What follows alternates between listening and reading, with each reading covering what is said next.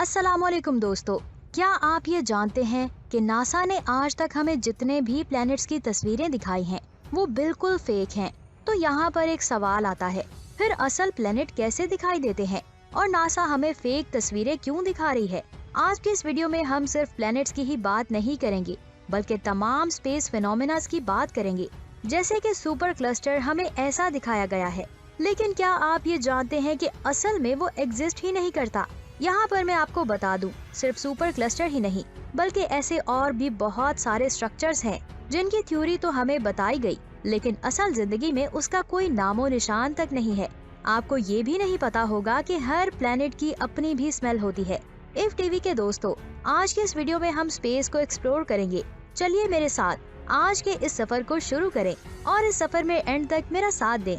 आइए सबसे पहले ये जानते हैं कि आज तक हमने स्पेस जितनी कलरफुल देखी है, क्या असल में भी ये ऐसी ही है या नहीं।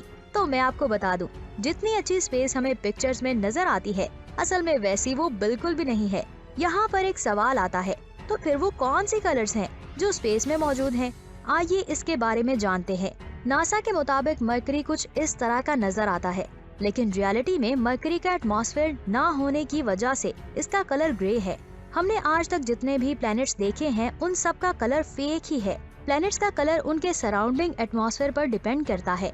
एटमॉस्फेयर में जिस एलिमेंट की क्वांटिटी ज्यादा होगी उस प्लैनेट का कलर भी वैसा ही दिखाई देगा।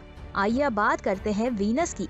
वीनस के सरफेस हम स्पेस से नहीं देख सकते, लेकिन फिर भी नासा ने उसकी इमेज हमें ऐसी दिखाई। इसे देखने के बाद लोग यकीन कर बैठे कि वीनस तो देखने में ऐसा ही नजर आता है। जब वीनस पर मजीद रिसर्च की गई तो पता चला कि इसका कलर जैसा हमें दिखाया गया था वैसा तो बिल्कुल भी नहीं है।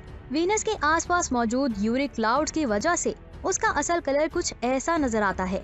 आखिर साइंटिस्ट हमें ऐसी इमेजेस क्यों दिखाते हैं जिनका रियलिटी से कोई ताल्लुक ही नहीं है? तो मैं आपको बता दूं, इसके पीछे सबसे बड़ा हाथ साइंस का है। आप सब इलेक्ट्रोमैग्नेटिक स्पेक्ट्रम के बारे में तो जानते ही होंगे। अगर आप इसके बारे में नहीं जानते तो मैं आपको बता दूं, इलेक्ट्रोमैग्नेटिक स्पेक्ट्रम यानी कि इलेक्ट्रोमैग्नेटिक रेडिएशन का उनकी वेवलेंथ और फ्रीक्वेंसी के मुताबिक डिस्ट्रीब्यूट होना है।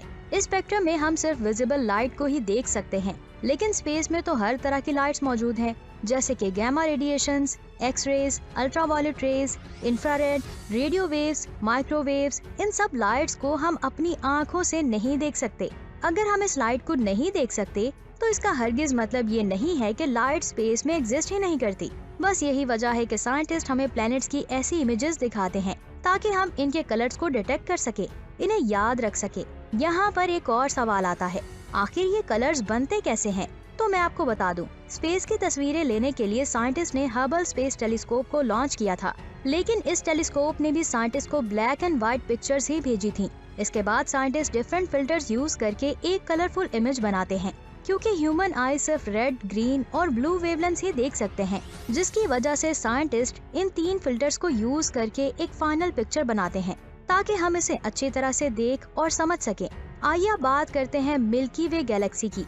मिल्की वे गैलेक्सी को भी हमने बहुत ही कलरफुल देखा है, लेकिन असल में इसका कलर बिल्कुल डिफरेंट है। यूनिवर्सिटी ऑफ पिट्सबर्ग के फिजिसिस्ट और एस्ट्रोनॉमर जेफरी न्यूमैन ने 100 से भी ज्यादा गैलेक्सीज को ऑब्जर्व किया है। इस ऑब्जर्वेशन में उन्हें पता चला कि मिल्की वे स्नो की तरह नजर आती है, यानी कि एक्चुअल में मिल्की वे का कलर प्योर व्हाइट है।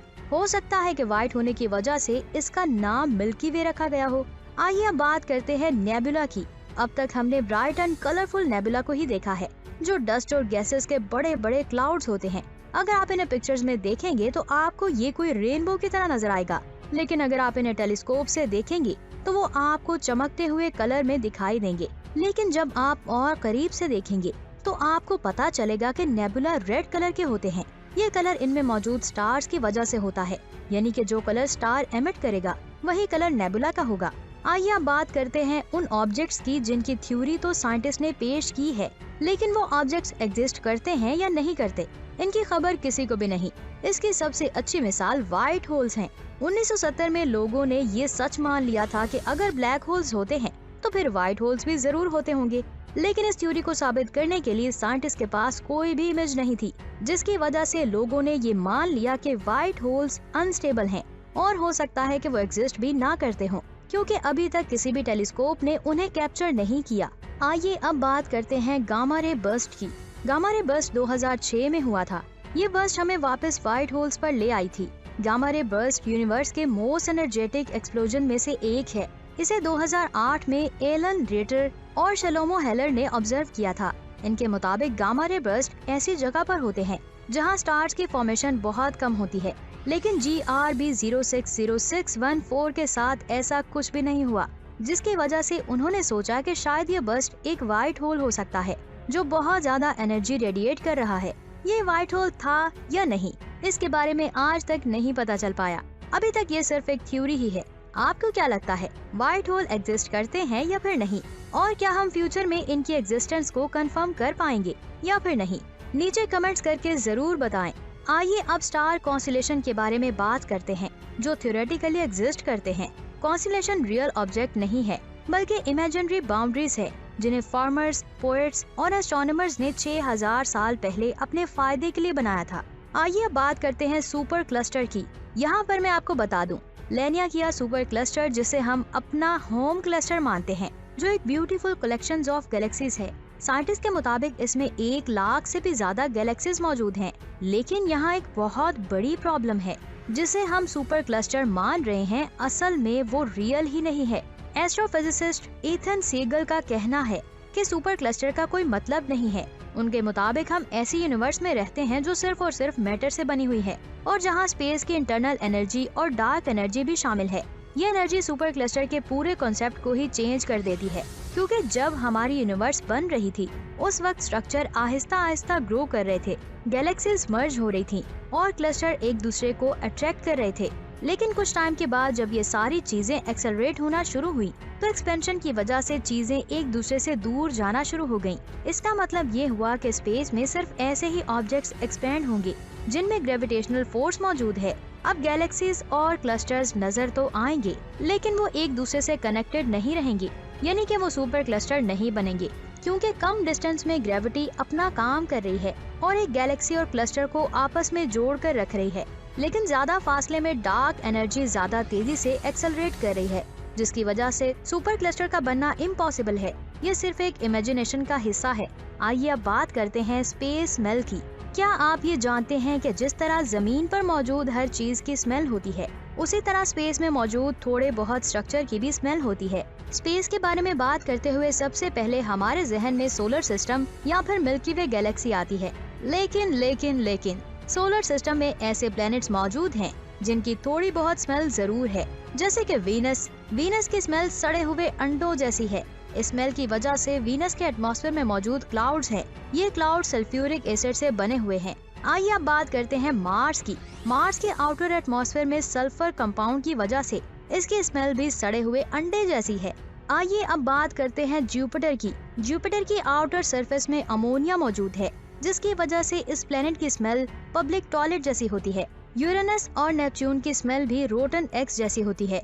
आइए अब इंटरस्टेलर स्पेस में जाकर देखते हैं कि वहाँ कैसी स्मेल आती है। इंटरस्टेलर स्पेस में भी अमोनिया और सल्फर मौजूद होता है, जिसकी वजह से इसकी स्मेल भी रोटन एग जैसी होती है, और इसके साथ रेडिएशन की स्मेल भी होगी। यहाँ पर एक और इंटरेस्टिंग फैक्टर प्लैनेट्स का साउंड भी है। ये साउंड नासा ने कैप्चर करके लोगों को भी सुनाया है। यहाँ पर एक सवाल आता है, स्पेस तो एक वैक्यूम है, जिसकी वजह से यहाँ पर साउंड ट्रेवल नहीं होगा, क्योंकि यहाँ पर एटमॉस्फेयर ही मौजूद नहीं है। तो फिर साइंटिस्ट साउंड को कैसे रिकॉर्ड करते हैं? तो मैं आपको बता दूं, जो आवाज आपने अभी सुनी वो प्लैनेट्स की असल आवाजें नहीं हैं, बल्कि इलेक्ट्रोमैग्नेटिक वेव्स की ट्रांसलेशन है। इसे साइंटिस्ट स्पेस प्रॉप पेटेस्टिक टूल्स के जरिए रिकॉर्ड करते हैं। ये टूल्स 3 कोइल्स से बने होते हैं, जो 3 डायमेंशंस में ओरिएंटेड होते हैं। यही 3 डायमेंशन से ये कोइल्स प्लैनेट की मैग्नेटिक और इलेक्ट्रिक वेव फ्रीक्वेंसी को रिकॉर्ड करते हैं, और फिर साइंटिस्ट इसे साउंड में कन्वर्ट करते हैं। इफ टीवी के दोस्तों, आज के वीडियो से आपने क्या कुछ सीखा, नीचे कमेंट्स करके जरूर बताएं। वीडियो अच्छी लगी तो वीडियो को लाइक जरूर करें, क्योंकि जब आप लाइक करते हैं तो हमारा हौसला बढ़ता है। अपना बहुत सारा ख्याल रखें। अल्लाह हाफिज।